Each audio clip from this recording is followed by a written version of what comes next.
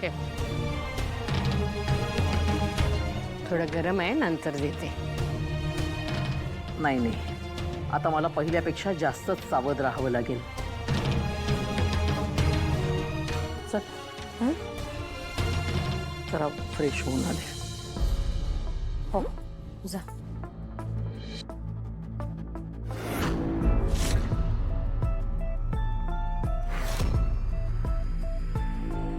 गरम आहे. अरे इन्स्पेक्टर साहेब, या या या या, बसा.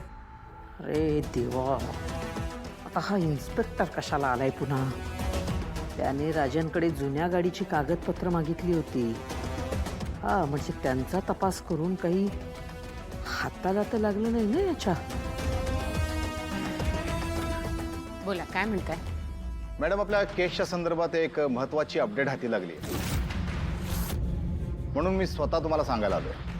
हां, आपण इथेच बोलूया की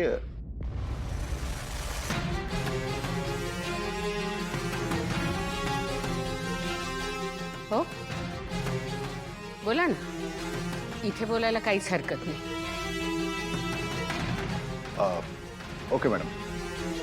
मॅडम, आजोबांच्या ॲक्सिडेंटचा तपास करत असताना त्या जागेवर आजूबाजूला असणाऱ्या दुकानांचे CCTV फुटेज आम्ही चेक केले आणि त्यात असं कळलंय की आजोबांना घराबाहेर नेणारी व्यक्ती ही तुमच्या घरातलीच आहे.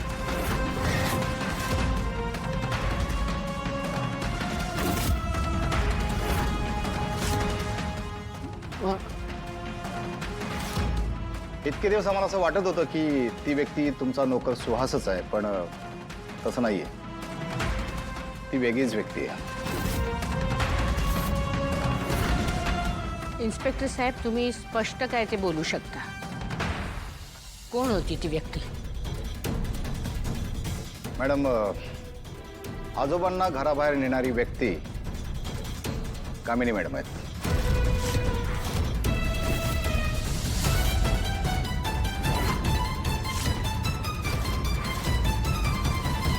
मला शंका होतीच. कामिनीशिवाय दुसऱ्या कोणाच्या डोक्यात हा विचार येणार नाही. पहिली माझं ऐकून घे.